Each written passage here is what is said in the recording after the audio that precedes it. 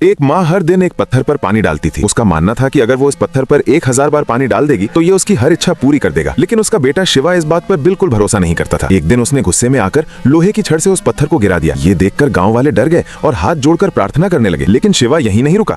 वो उस पत्थर को उठाकर सीधे झरने के नीचे ले गया और अपनी माँ से बोला, अब तो यहाँ हर सेकंड हजारों बार पानी पड़ेगा। तभी कुछ अजीब हुआ। झरने के ऊपर से एक रहस्यमयी मुखौटा नीचे गिरा और शिवा के पास आकर रुक गया। उस दिन के बाद शिवा हर रोज उस मुखौटे को घूरता रहता था। एक दिन उसने उस पर बने चेहरे को ध्यान से देखा और उसमें अपने हाथ से बाल बना दिए और फिर अचानक एक लड़की उसके सामने आ खड़ी हुई। शिवा उसे देखकर पहली नजर में ही खो गया। वो तुरंत उसके पीछे झरने की तरफ दौड़ा, लेकिन लड़की ऊपर की ओर भागने लगी। शिवा भी बिना रुके झरने की तेज धार का सामना करते हुए ऊपर चढ़ता गया।